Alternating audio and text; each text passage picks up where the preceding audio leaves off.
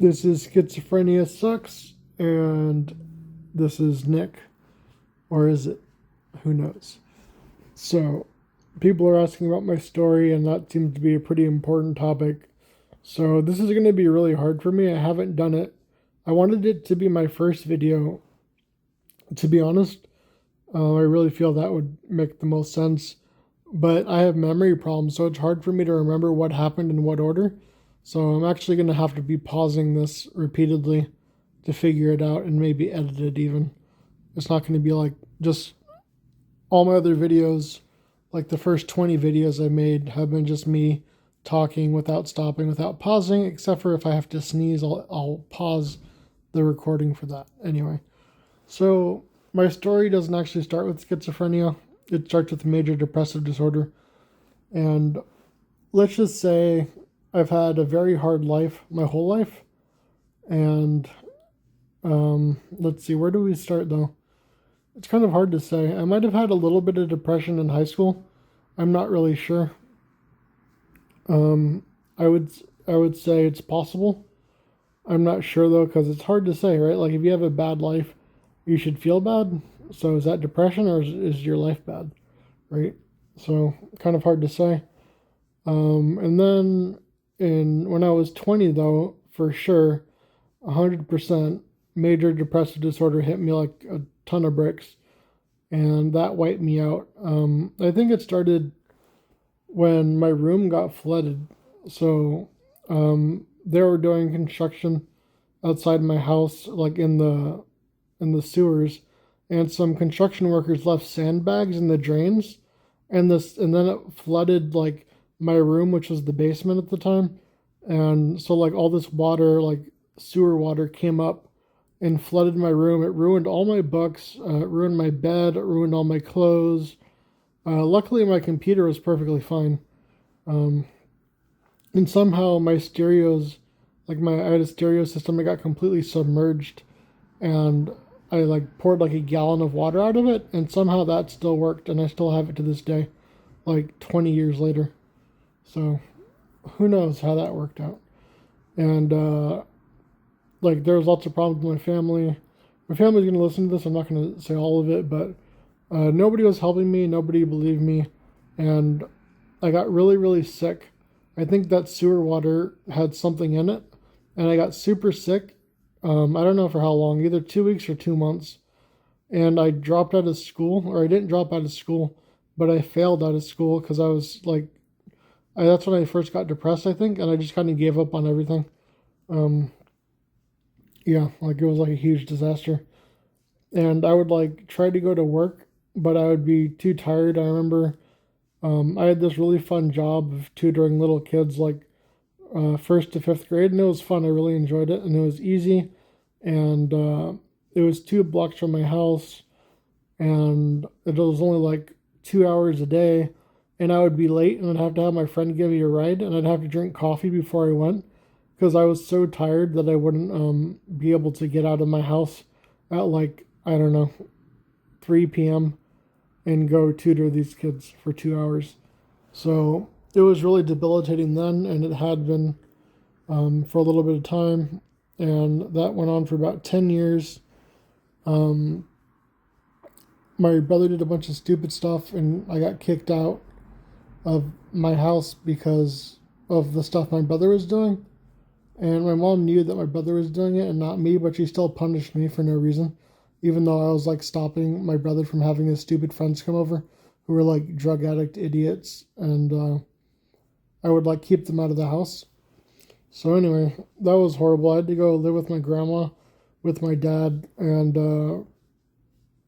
that was like 5 years of like more major depressive disorder. I tried Ritalin, I tried Abilify for depression, I tried like I think Celexa is it, and then another SSRI, I forget.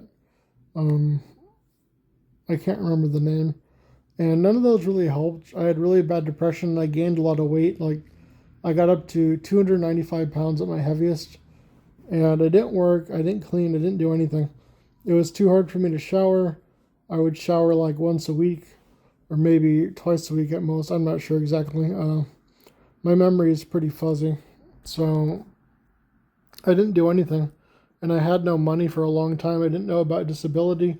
I didn't know about depression, and I finally accepted depression, and I called like uh, I think I called 911 or something or some service, and they put me in a psych ward, but I didn't even know it was a psych ward. But I was like really depressed, and I was trying everything. I even tried what is it? Oh, salvia.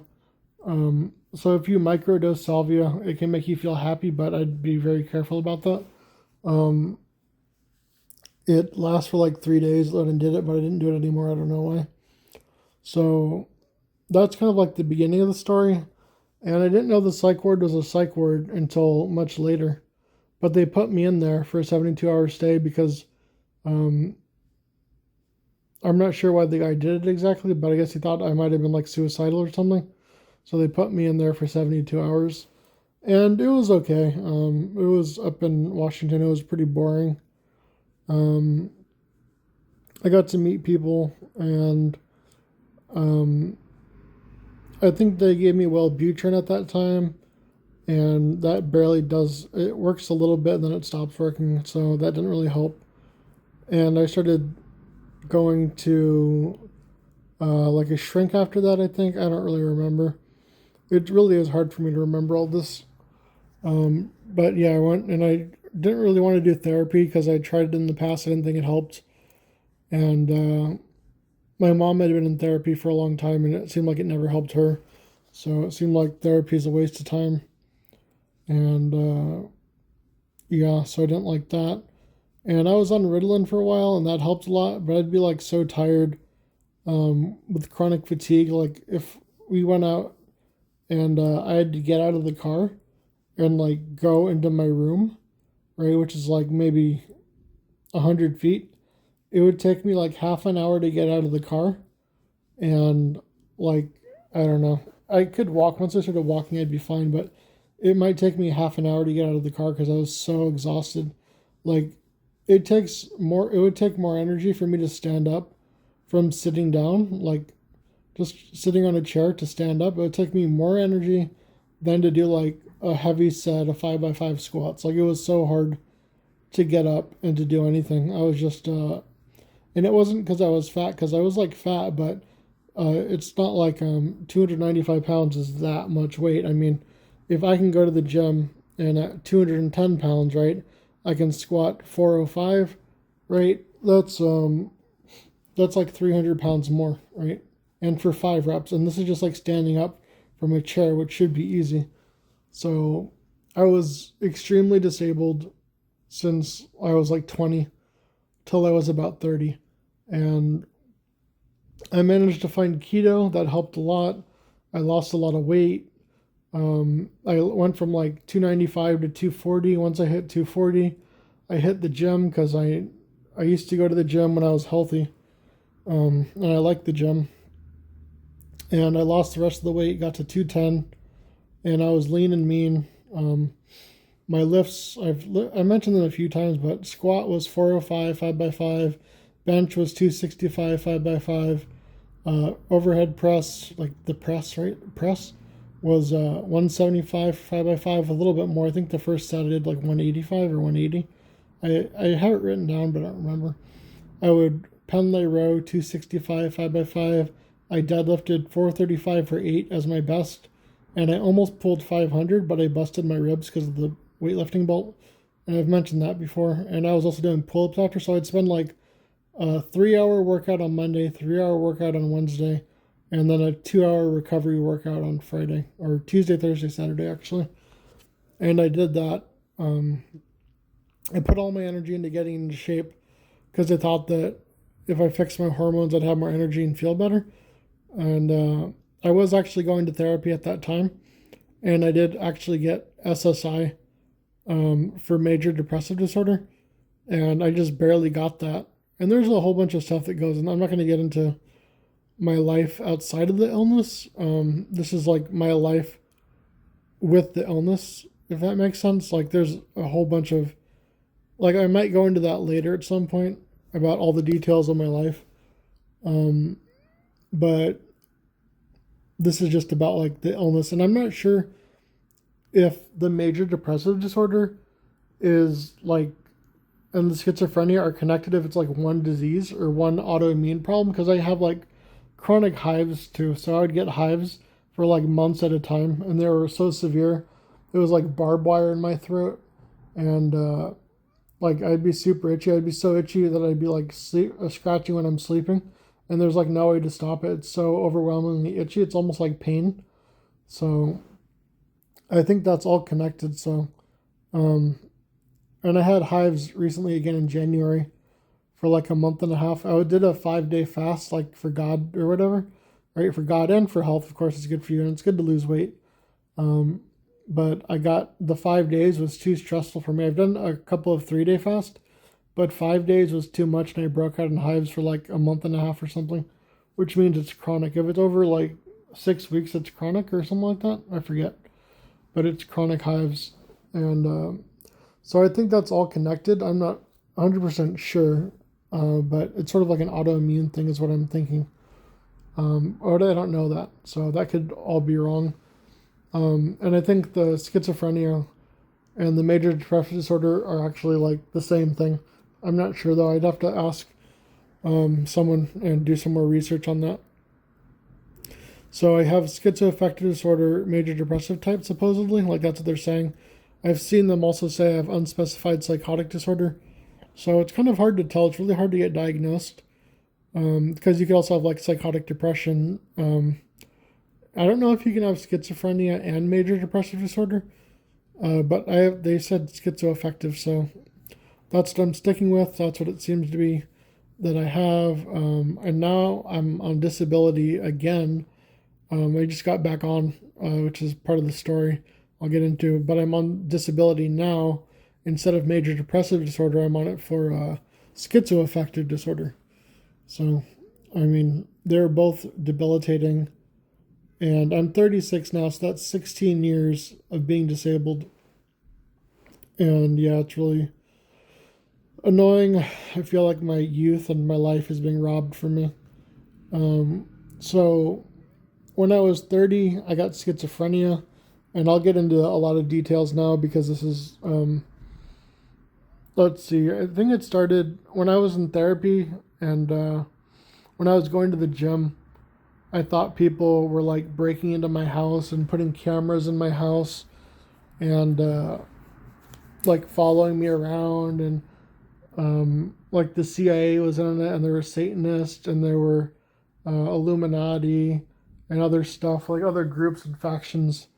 So I probably can't mention all of them because it wouldn't be politically correct, or it would be like too evil or gross. Like, so let's just say really evil groups and different like groups that are ruling the world, and they were like talking to me and after me, and I had like people talking to me like Joe Rogan or Ben Shapiro or Trump or Putin or like an admiral in the Navy or like a general, like people in the Pentagon or people at DARPA, and like patriots and submarines and all sorts of people.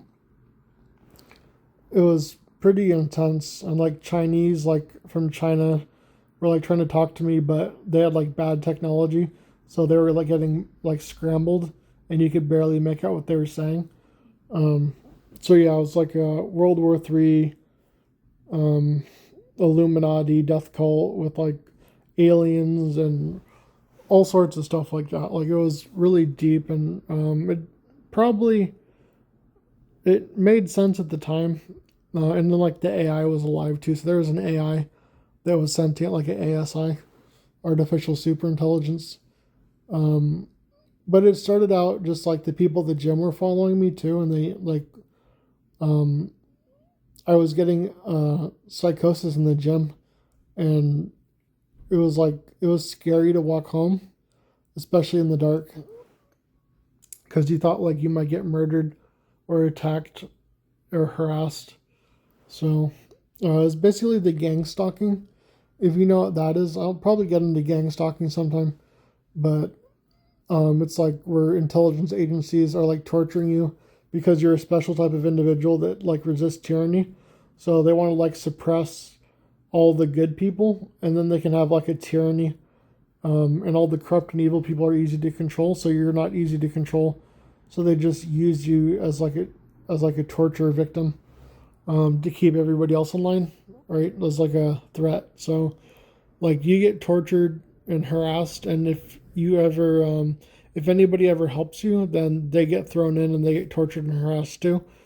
So it's like a whole system built and set up to like target these people called targeted individuals who are like the good people, or like outspoken individuals, or yeah, like members of certain groups supposedly, and there's different factions doing it.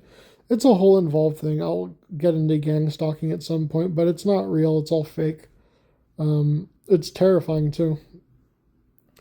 So I definitely had it at the gym, and I stopped going to the gym, and I started talking to my phone because I thought that the people in my phone could hear it. And there was like a glitch on my phone, and like my phone would like make like it'd have like an error in the refresh rate or something, and there'd be a glitch, and I thought that meant that they had like hacked into my cell phone. So I would talk into my phone because I thought they were listening to my phone, and also my other microphones, and like they had cameras in my house, and I would talk to these people for hours for like a year or something. I would just like talk to my phone and make audio recordings, which is also why I'm so good at talking. Like I can just talk and talk and talk because I spent well over a year talking to these voices, and recording everything. I had like hundreds of hours of recordings of various subjects and talking to the voices. So I deleted all of it, though. I only have like one CD left of it, which has like a few hours, but it was like hundreds of hours. And then I would re-listen to it too. So I have practice with public speaking now. And yeah, so that was the start of it. And it got really bad. I'm not sure what episode led me to the psych ward again. But I went to this one hospital first, and it was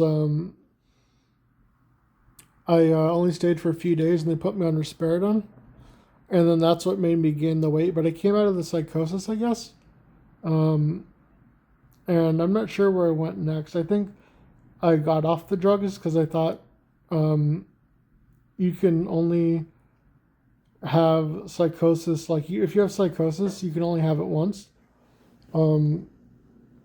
So, or no, what I want to say is if you have psychosis, you may only have one episode, so you don't need medication. So I got off my medication hoping I was one of like the 30% that only has one episode, and then they're fine because there's so many side effects with risperidone and Abilify. I think I was on risperidone back then, but it was like sexual side effects, and it was horrible, and also weight gain and all sorts of problems, so I didn't want to be on it. And I was still trying different medications. And I went back to a psych ward, at least a second time. And that was the time when my dad died. So I was like talking to my dad and telling him there's cameras and stuff. And he didn't react like I was going crazy or anything. So he believed me about stuff. And so it was like hard because that meant I went deeper in my psychosis because he's being supportive. And then I got out of that place and I had to go to a program, and like for 3 months, and that was like pretty bad. It was pretty ghetto. And then I went back to live with my mom. I was living with my uncle before that in a big house by myself, and then I lived with my mom. And I'm not sure. No, that was the time when I stopped taking my medication, I believe. Yeah, because I thought I would be one of the ones that didn't have to take it.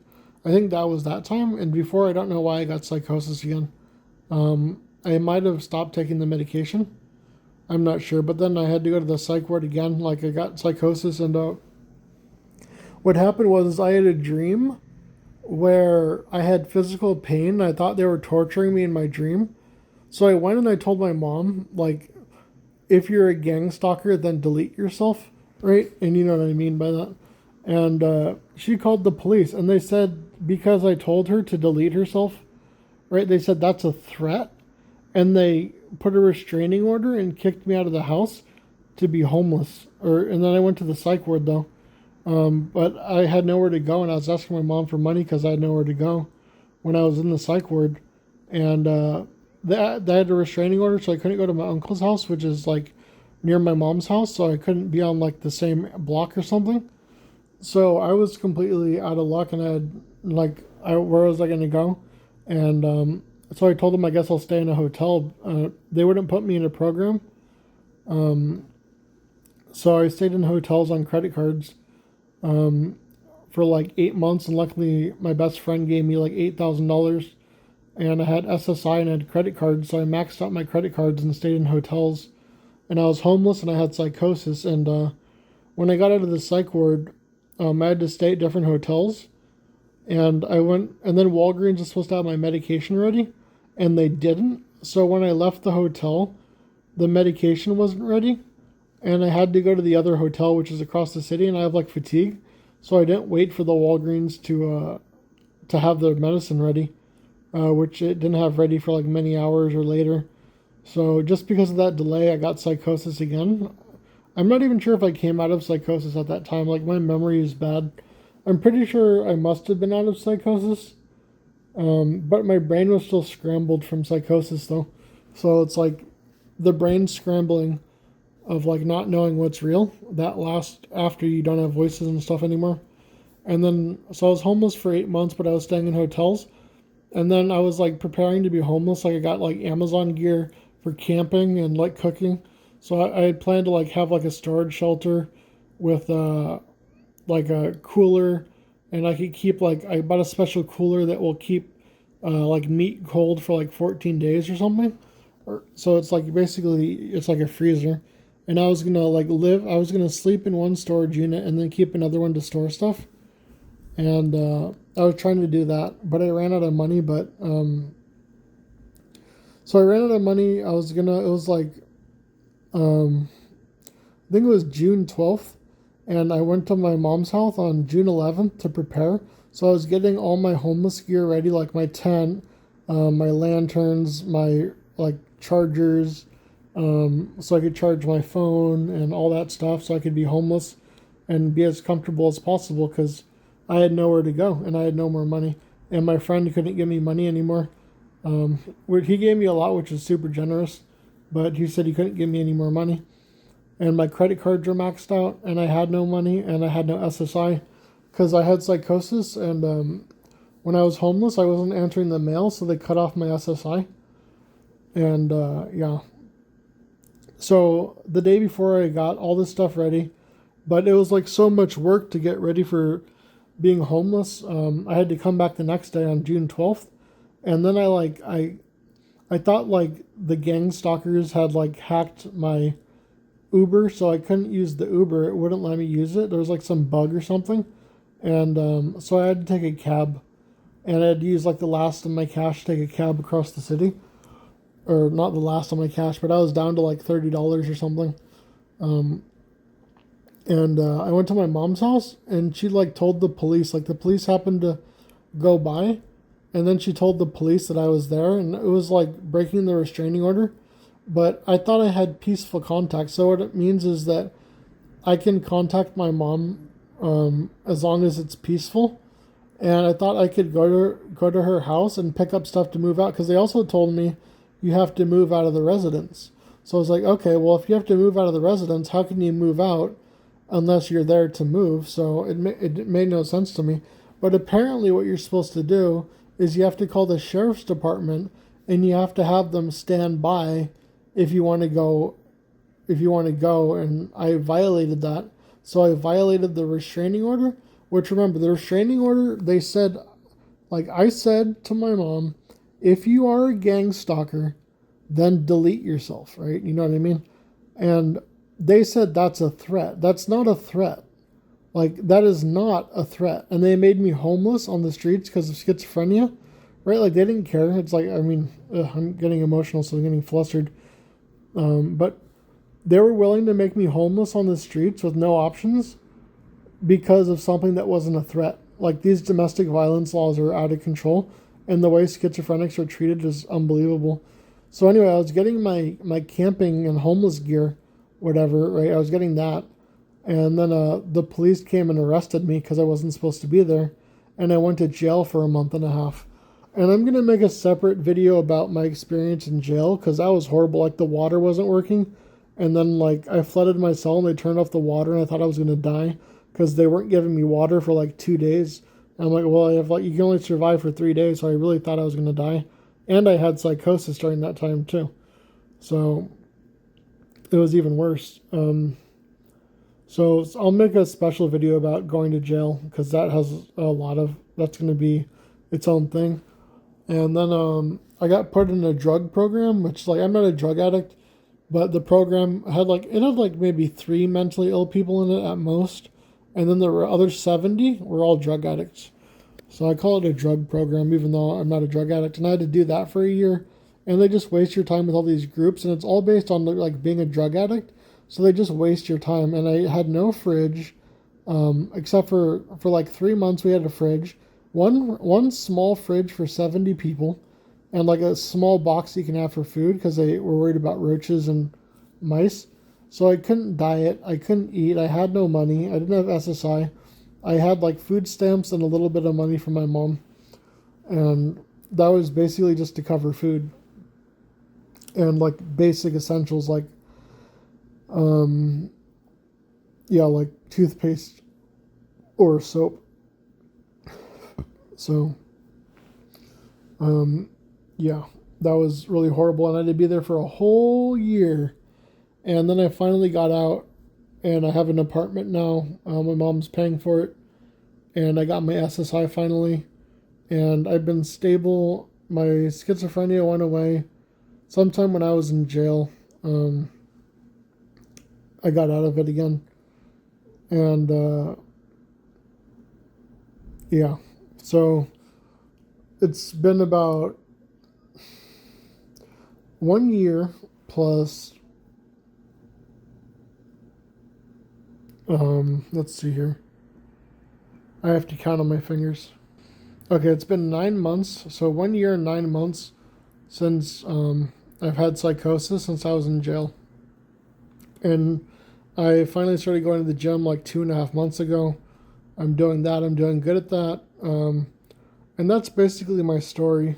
There's probably a lot more details in there, like that program that I was in, that 3-month program. Like they didn't have dinner sometimes. It was horrible. Like you would go down for dinner and there'd be no food, right? And there was like also a lot of drug addicts in there too. So the stuff for mental health often is just a bunch of drug addicts, which is horrible. Like it should be separate. Like if you're mentally ill, you shouldn't have to put up with a bunch of drug addicts. Like it's just unbelievable. It's like another abuse of mentally ill people. Like, yeah, it's pretty annoying. And then I started this YouTube about 3 weeks ago, and I've been working on that. So that's my story. I'm getting back in shape.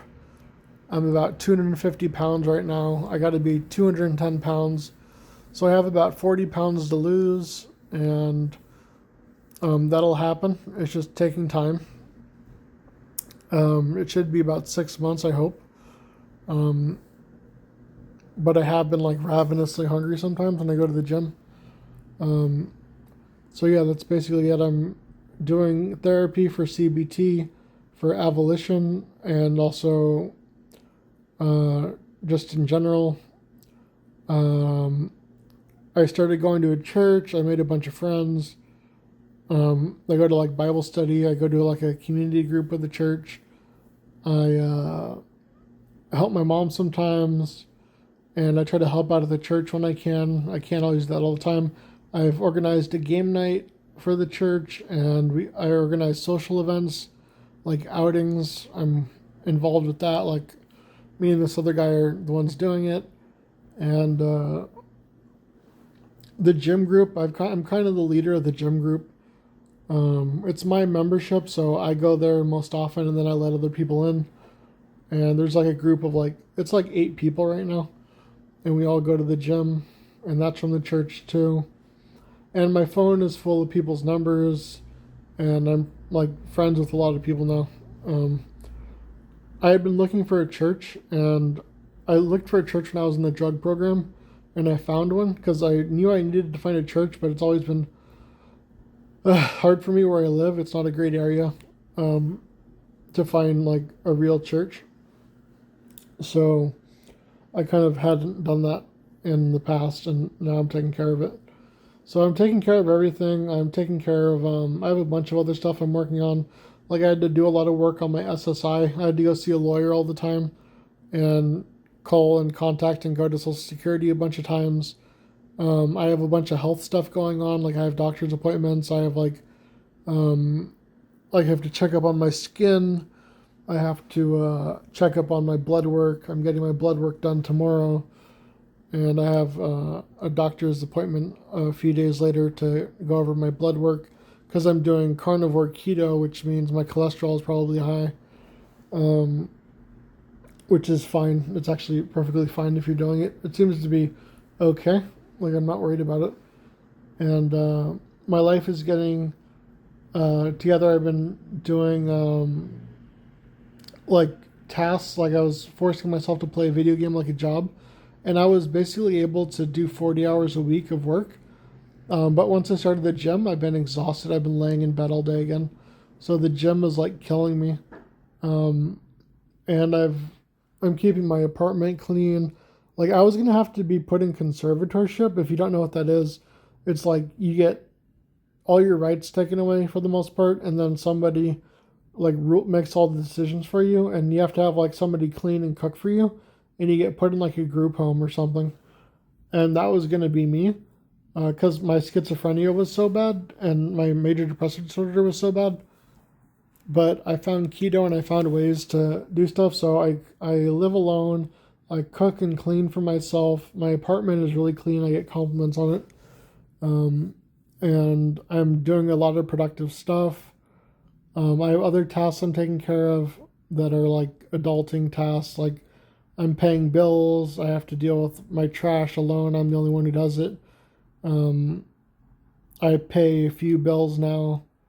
So basically, I'm like an adult, but for a long time, like when I just had the major depressive disorder, I didn't do anything. My dad did everything for me, and I needed that at that point in time. And as I've gotten schizophrenia, though, I've gotten better. So I'm like in a better place um, than I was when, let's say, for the past like 14 years, I was in a pretty bad place, but I've been getting a lot better the past 2 years. So I don't know where the limit is. I tried different drugs. Latuda is the one that seems to work for me. I tried Wellbutrin again. That didn't seem to work. I was on Provigil, and that cured my chronic fatigue for 2 weeks, and I was back to normal. But then it stopped working, and then they took it away because they said it can cause psychosis. But me and the nurse, we actually took it on really slow to make sure I wouldn't get psychosis, and then the insurance still took it away, which is annoying, but it wasn't really helping that much anyway. In fact, it barely did anything. I would say it did nothing overall. After it stopped, like it worked and then it stopped, it like wore off. So that's unfortunate. And I still have plans for my health, like getting in shape and also maybe trying a different antipsychotic for negative symptoms to see if I can get the chronic fatigue off. I'm going to probably try strict carnivore soon. So I tried it, but I couldn't stick on it, but I might stick on it soon. We'll see. Maybe after I get done dieting, I'll try it for a month and see how I feel, or maybe I'll do it pretty soon when I run out of some foods, then I'll do carnivore. Now that I have my SSI, I have money, so I might be able to do carnivore. So that's my story about schizophrenia. That's not my life story. That's like the schizophrenia and major depressive disorder story, which I consider to be one illness and the same. It just got worse. I don't know if that actually is the case, but that's what I believe. So this has gone on for a long time, but yeah, that's like the details of what I remember. That's my story, and I'm getting better. Hopefully I can find a nice girl to get married to, a pretty one, please, thank you. And hopefully I can work ideally full time I mean, I'm trying out this YouTube thing. The YouTube is also not just to help people, but also I'd like to turn it into a job and see if I can make money doing this. We'll see though. Um, yeah, so I have lots of goals. My life is improving. Everything is going pretty well. And yeah, that's my story for my mental health. My mental health story. So if you got it this far, like, comment, subscribe, hit the bell, and if you want me to make certain content, let me know what it is in the comments and I'll think about doing it. I have done it already for other people, so if you post a new idea, that helps me, it helps you, so let's work together.